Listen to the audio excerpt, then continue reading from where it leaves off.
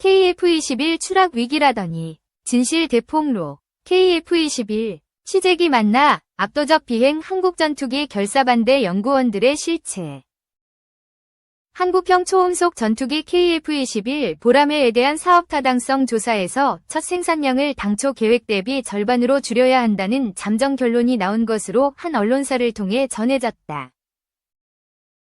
이에 군 안팎과 방산업계에서 KF-21 전력화 지연과 가격 경쟁력 약화 등에 대한 우려가 제기되고 있다.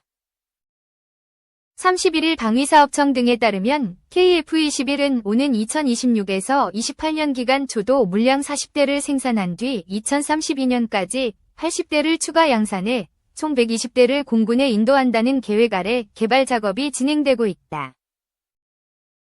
그러나 전날 공군과 방사청 관계자 등이 참석한 비공개 최종 토론회에선 초도 물량을 40대에서 20대로 줄여야 한다는 한국국방연구원 KIDA의 사업 타당성 조사 잠정 결론이 공유된 것으로 전해졌다. KIDA 측에선 KF-21 사업의 성공 가능성에 대한 불확실성을 이유로 초도 물량 감축 의견을 제시했다고 국회 국방위원회 소속 안규백 더불어민주당 의원실이 전했다. 당초 KF-21의 1대당 가격은 초도 양산 40대 기준으로 880억 원대로 추산됐다. 그러나 20대가 되면 그 가격이 1000억 원대로 뛸 것이란 전망이 나온다. 이 경우 KF-21의 가격 경쟁력이 떨어져 향후 수출에도 어려움이 생길 수 있다는 게 군 안팎의 지적이다. 미국의 5세대 스텔스 전투기 F-35A의 경우 대당 가격이 946억 원 수준인 것으로 알려져 있다. 이 같은 소식이 전해지자 군 안팎에서는 무기체계의 국산화에 잿가루를 뿌린 것 아니냐는 의견까지 나온다. 한 방산 관계자도 기껏 돈 들여 개발했더니 사업을 망하자고 뒤엎는 것이냐며 격한 반응까지 쏟아냈다. 우리 독자 기술로 KF-21을 개발했더니 다시 미국산 무기를 수입하자는 것이냐는 주장이다. 특히 전력화할 KF-21의 생산이 줄어들게 될 경우 F-4O 등 우리 공군의 노후 전투기들을 대체하는 타이밍과 전력 공백은 필연적으로 발생할 수 있다. 다만 현재 국회 국방위 내에선 KF-21 초도 생산 물량 감축에 따른 전력 공백 및 가격 경쟁력 저하를 막아야 한다는 의견도 제시되고 있는 것으로 알려져 향후 관련 예산 책정에 앞선 정책 결정 과정에서 KIDA의 사업 타당성 조사 결과보다 초도 물량이 늘어날 가능성도 있다. KIDA의 이번 사업 타당성 조사 결과는 내주쯤 확정돼 오는 12월쯤 보고서가 발간될 것으로 전해졌다.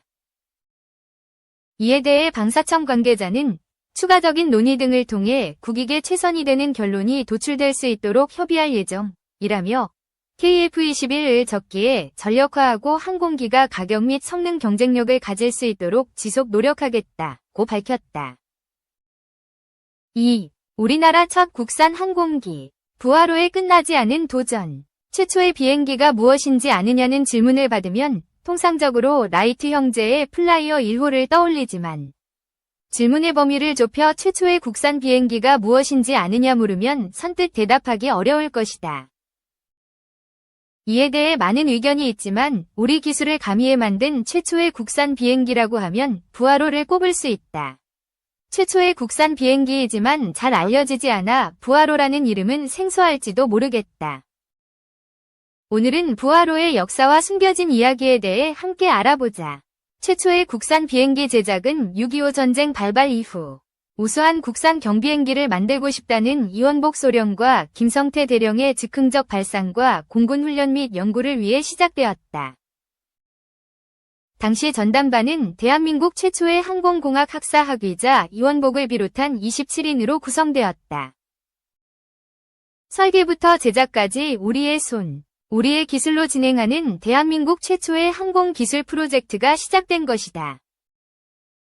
그러나 애석하게도 전쟁과 항공기 부품 관련 기술력이 전무한 열악한 환경 탓에 동력 엔진 등 핵심 부품은 미국 L-16의 것을 활용했다. 반면 외관의 경우 바퀴의 위치를 조정하여 조종사의 시야를 넓히고 별표 플랩을 설치하여 양력을 높이는 등 당시의 최신 설계 방법을 독자적으로 적용하였다. 열악한 환경 속에서도 기체의 70%를 국내 기술로 제작하였으니 그 위의가 크다 말할 수 있다. 이러한 전담반의 열정과 노력 덕에 제작 돌입 4개월 만인 1953년 10월 우리 손으로 만든 최초의 국산 항공기는 경남 사천 상공을 성공적으로 날아올랐다. 이 비행기는 고도 3,600m, 최대 시속 180km의 속도로 비행을 선보였고 국내 항공 기술의 잠재력을 똑똑히 보여주었다. 당시 이승만 대통령은 완성된 비행기의 제작자들의 건의를 통해 부활이란 후요를 부여하였고 그렇게 대한민국 최초의 항공기 부활호가 탄생한 것이다. 부활호는 1960년 대구 한국항공학교에 이관되었다. 이후 한국항공학교는 폐보되고 그 자리에 경상공업고등학교가 들어서며 부활호는 지하창고에 자리 잡게 되었다. 당시 부활호를 제작한 주력 인물들도 전역을 하며 그 관심이 차츰 사그라들었고 그렇게 대한민국 항공기 역사의 일부분은 사람들의 기억에서 잊히는 듯했다. 모두의 기억에서 부활호는 자취를 감추는 듯했으나 부활호 제작의 주력 인물이었던 이원복 소령의 기억에서는 어제의 일처럼 생생히 남아있었다. 그는 자신의 분신과도 같은 부활호를 찾기 위해 수소문하였으나 그 행방을 아는 이가 없었다. 그러던 도중 라이트 형제의 첫 비행 성공 100주년이던 2003년 한 신문기자가 우리나라 항공 역사 취재를 위해 이원복 소령을 찾았다. 이원복 소령은 기자를 통해 부활호를 찾는다는 기사를 의뢰하게 되었고 한 제보자를 통해 경상공업고등학교의 지하창고에 부활호가 잠들어 있다는 것을 알게 되었다.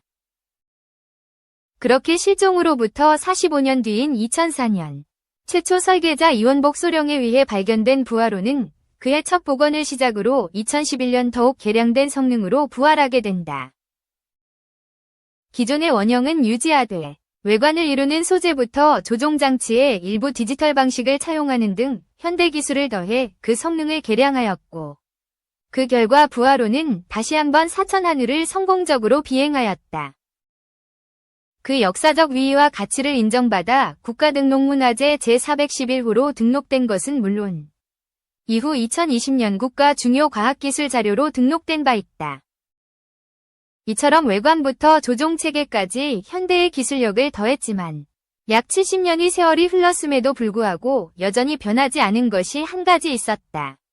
바로 항공기의 심장, 엔진이다.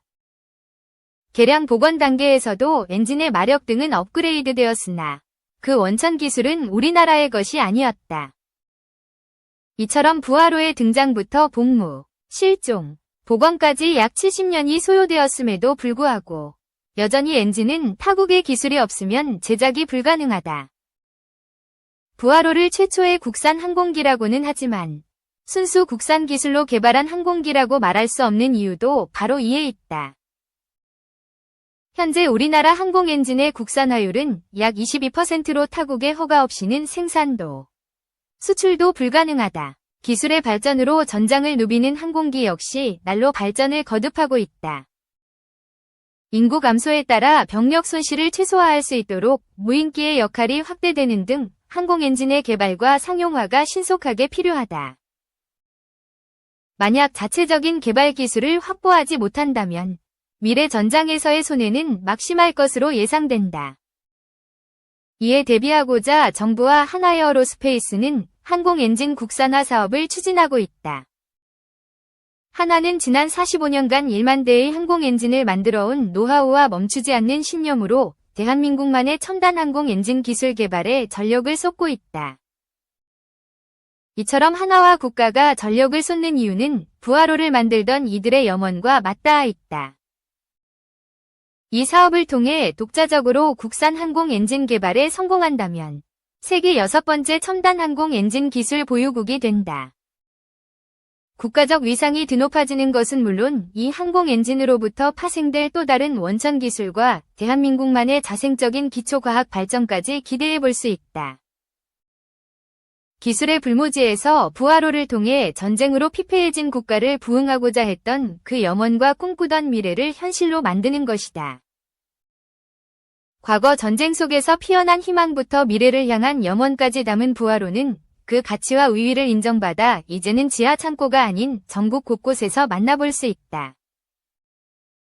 최초 발견지인 경상공업고등학교를 비롯해 사천시의 항공우주박물관, 충북 청주에 있는 공군사관학교 등 다양한 곳에서 부하로를 만나볼 수 있다.